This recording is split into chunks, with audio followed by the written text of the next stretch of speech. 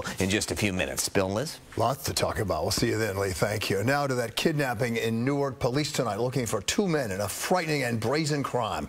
A woman forced into a minivan, driven to the bank, and then forced to withdraw thousands of dollars. One of the men actually went into the bank with her. The victim spoke exclusively with Eyewitness News reporter Darla Miles. She's live in Newark tonight with this story. Darla.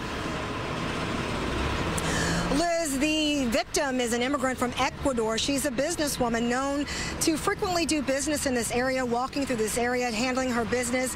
She says she's never seen the two suspects before, but we obtained surveillance video, and you can see the two suspects watching her step by step until they ultimately forced her into their car. She says they drove her around for over an hour until they ultimately duped her and threatened her into emptying out her bank account here on Ferry Street.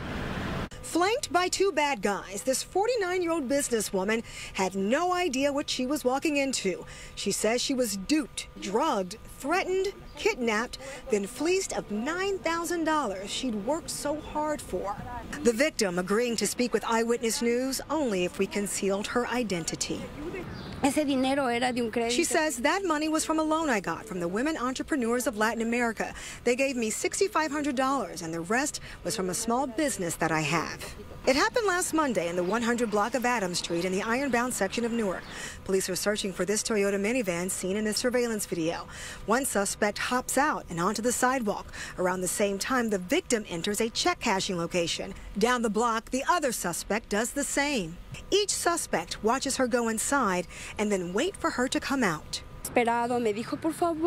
He said, "Help me collect this lottery ticket. Please help me look for an attorney or notary." Around comes the second suspect, who says, he said, yes, look, he won the lottery. He's a great man, but don't tell anyone because they might rob him.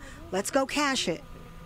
They are seen walking away, and that's when she says they grabbed her by the back of her head, tell her they have a gun, force her into the van, they empty her purse, and demand she withdraw absolutely everything out of her bank account or they would kill her and her family. She says, "I feel frustrated and I'm disappointed in myself for believing them."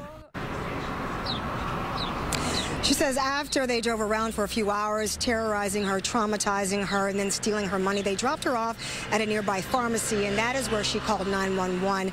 As for the suspects, Newark police are working to identify them. She says one of them was wearing a mask, so she could not see his face, but she does remember overhearing one say that he was from Panama and believes the other one was Portuguese or spoke Portuguese.